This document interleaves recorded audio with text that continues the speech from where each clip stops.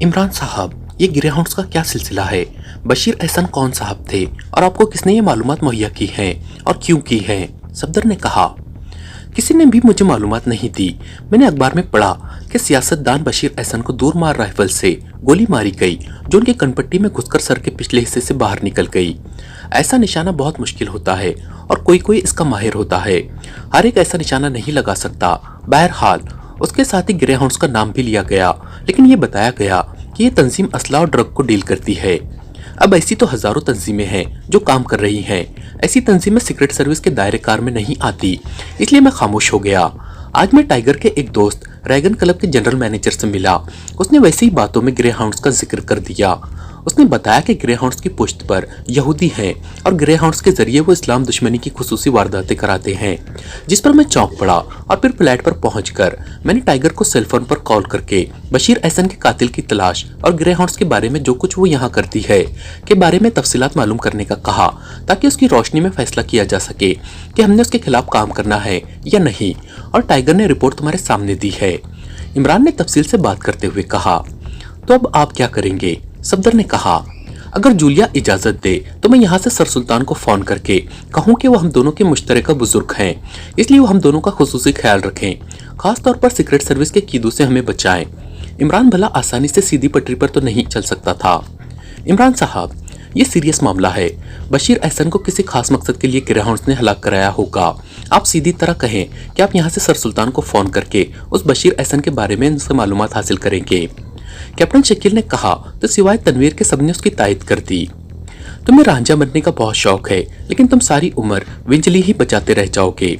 तनवीर ने गुस्सेले लहजे में कहा, तनवीर, तुमसे खामोश नहीं रहा जाता। और इमरान, मेरी लास्ट वार्निंग सुन लो। अब अगर तुमने ऐसा मजाक किया तो मैं तुमसे मिलना भी छोड़ दूंगी। जूलिया ने कहा, इमरान साहब, आपने अच्छी खासी महफिल को खराब कर दिया है। क्या आपको इसमें लुत्फ आता है? सिद्दीकी ने कहा तो इमरान हंस पड़ा। उसने रिसीवर उठाया और तेजी से नंबर प्रेस करने शुरू कर दिए और आखिर में लाउडर का बटन भी प्रेस कर दिया। PA टू सेक्रेटरी खारजा। राब्ता होते ही दूसरी तरफ से आवाज सुनाई थी, Ali Imran, MSc DSc Oxon, मज़बा ने खुद बोल रहा हूँ। इमरान ने अपने मखसूस अंदाज में तारुफ कराते हुए कहा, मैं बात कराता हूँ इमरान साहब, होल्ड करें।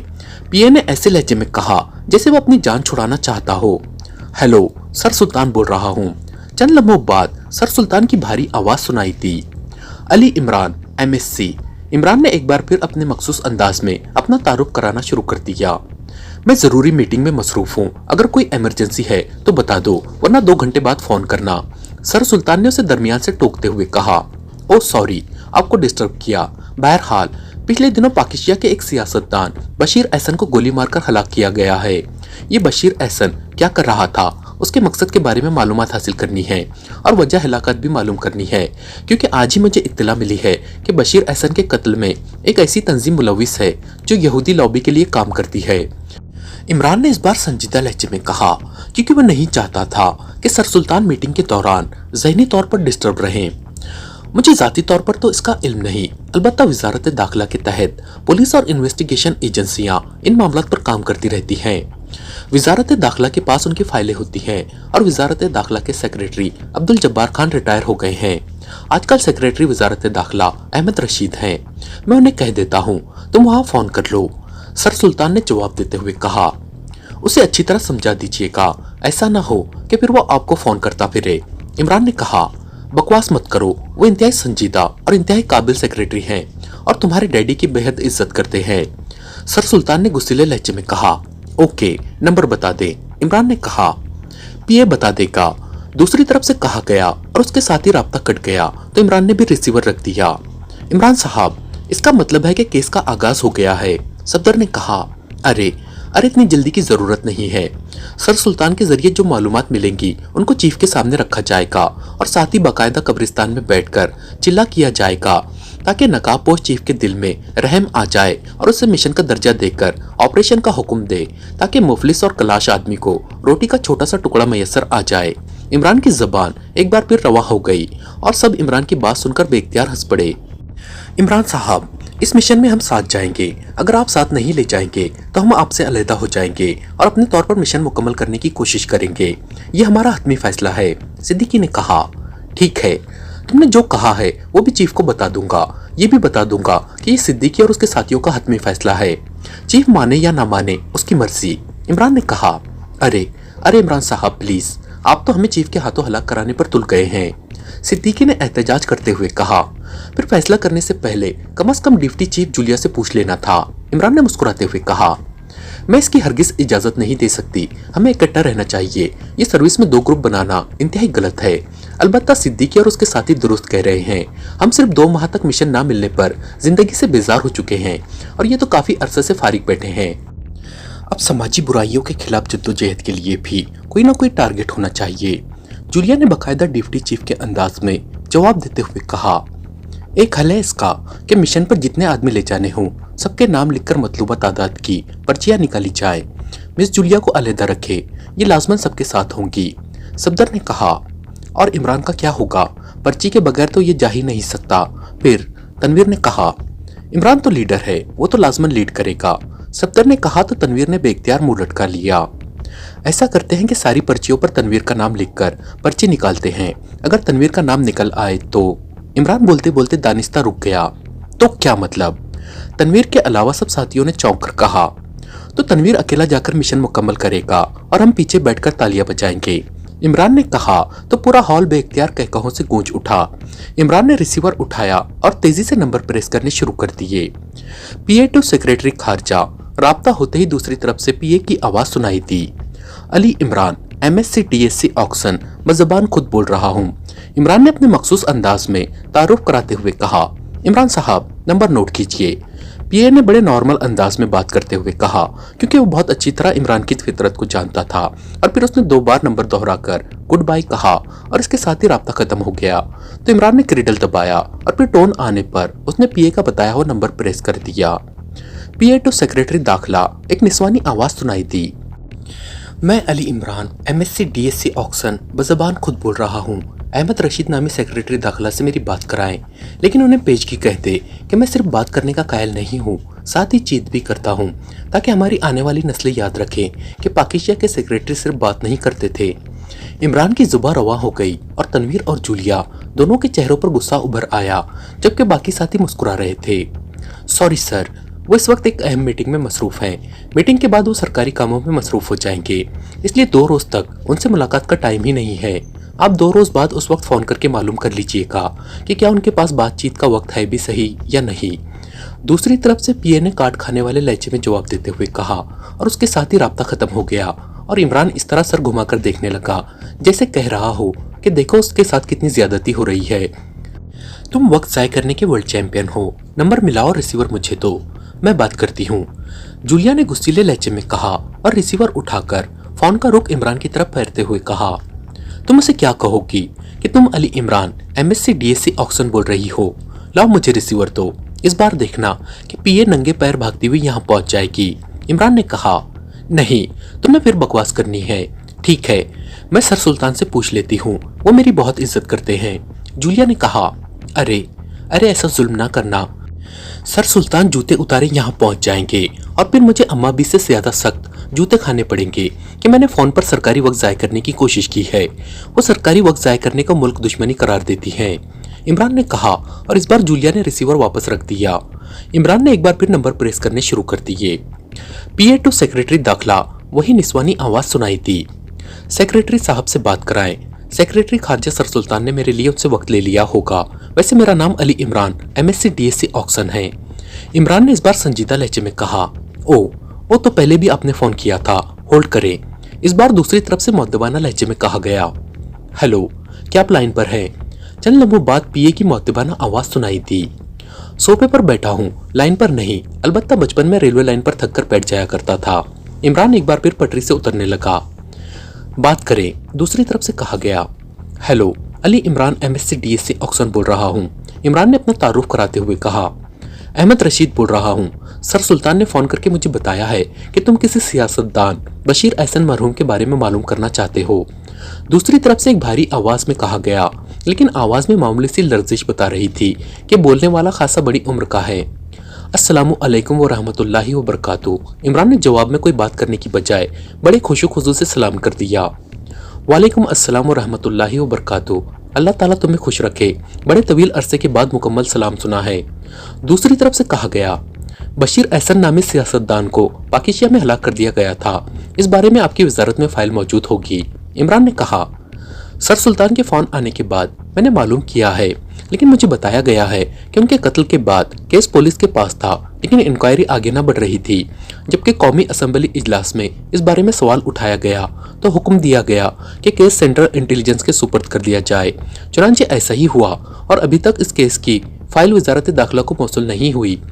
अहमद रशीद ने तफसील से जवाब देते हुए कहा, ठीक है, शुक्रिया, मैं खुद मजीद मालूमात हासिल कर लूंगा। अल्लाह हाफिज। इमरान ने कहा और रिसीवर रख दिया। तुम सब मुझे इस तरह देख रहे हो जैसे बच्चे किसी शुभदाबाज को देखते हैं कि न जाने वो अब कौन सा शुभदा दिखाएगा। तुमने गुफ्तगू तो सुन ली है, इसका मतलब है कि अभी इश्क के इम्तिहान और भी है। इमरान ने मुस्कुराते हुए कहा, चलो फर्ज किया, अगर तुम्हें बताया गया कि फला कातिल है, फिर तुम क्या करोगे? ये मिशन किस तरह बनेगा? जूलिया ने कहा, सीक्रेट सर्विस का दायरेकार पुलिस और इंटेलिजेंस से हटकर है। सीक्रेट सर्विस मुल्क व कौम की सलामती के खिलाफ काम करने वालों के खिलाफ काम करती है, जबकि इंटेलिजेंस का अपना दायरेकार है और पुलिस का अपना। हम इस पर काम इसलिए कर रहे हैं कि इसकी हिलाकत के पीछे हाउंड्स तंजीम काम कर रही है, जिसको यहूदी लॉबी की सरपरस्ती हासिल है, तो इसके हेडक्वार्टर का खात्मा जरूरी है। इमरान ने तफसील से जवाब देते हुए कहा, क्या चीफ को इसका इल्म है? जूलिया ने पूछा। नहीं, अभी तो मामलात मेरे और टाइगर के दरमियान थे कि तुम लोगों ने मुदाखलत कर दी, जिस पर मुझे मजीद काम करना पड़ा। इमरान ने कहा, चीफ को आप कब इत्तला देंगे? सफदर ने कहा, मुझे मालूम है कि तुम्हें काम करने की जल्दी है, लेकिन इसमें तो अभी वक्त लगेगा। अलबत्ता तुम सबके लिए एक काम तजवीज़ करता हूँ। जब असल काम से फारिग हो जाओ तो कोई अखबार उठा लिया करो और उसे पढ़ना शुरू कर दिया करो। फिर देखो कि किस कदर मालूमात का खजाना तुम्हें मैसर आता है और मसरूफियत भी तुम्हें दस्तयाब हो जाएगी। इमरान ने मुस्कुराते हुए कहा, अखबारात तो हम रोजाना पढ़ते हैं और शायद पाकिस्तान के तमाम शहरी सुबह उठकर अखबार पढ़ते होंगे। मकामी अखबारात में तो खबरें पढ़ने को दिल नहीं करता, क्योंकि तमाम खबरें वही होती हैं जो शाम से रात गए तक टीवी पर दिखाई जाती हैं। अलबत्ता अखबारात में छपने वाले कॉलम और मज़ामीन पढ़ लिए जाते हैं। सफदर ने मुंह बनाते हुए कहा, इमरान साहब शायद अखबारात के माबैन सुतूर पढ़ते हैं। कैप्टन शकील ने कहा तो सब बेख्तियार उछल पड़े। माबैन सुतूर, ये क्या होता है? अखबार तो जैसे छपा होता है वैसे ही सब पढ़ते हैं। सफदर ने हैरान होकर कहा। बाकी साथियों के चेहरे पर भी हैरत का अंसर नुमाया था और वो सब सवालिया नजरों से कैप्टन शकील की तरफ देखने लगे। इमरान साहब बताएंगे, कैप्टन शकील ने जवाब देते हुए कहा तो सबके चेहरे इमरान की तरफ घूम गए। सादा सा लफ्ज है सुतूर, ये सतर की जमा और माबैन का मतलब है दोनों के दरमियान, तो माबैन सुतूर का मतलब है कि दो सतरों के दरमियान। इमरान ने प्राइमरी स्कूल टीचर की तरह खोलकर बयान कर दिया। दोनों सत्रों के दरमियान, ये क्या मतलब हुआ? दोनों सत्रों के दरमियान तो खाली जगह होती है, वहां तो कुछ लिखा हुआ नहीं होता। इस बार तनवीर ने कहा तो इमरान और कैप्टन शकील दोनों बेख्तियार हंस पड़े। उल्टा अहमकाना बात करके अब मुझ पर हंस भी रहे हो, मैं गोली मार दूंगा। तनवीर ने इमरान और कैप्टन शकील के हंसने पर चिढ़ते हुए कहा, हम इसलिए हंस रहे हैं कि हमने तो आज तक गौर ही नहीं किया कि अखबार की दोनों सत्रों के दरमियान तो कुछ लिखा नहीं होता। फिर माबैन सुतूर का क्या मतलब हुआ? तो यही इसका जवाब भी है कि असल खबर सत्रों में नहीं लिखी होती, बल्कि असल खबर सत्रों के दरमियान खाली जगह पर दर्ज होती है।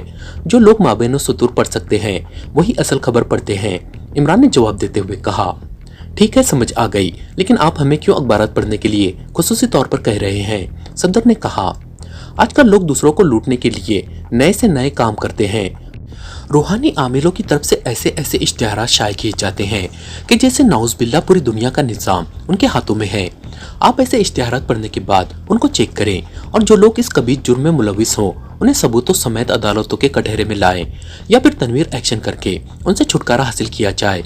इमरान ने कहा, आपकी बात दुरुस्त है, मैंने ऐसे इश्तिहारात कसीर तादाद में देखे हैं।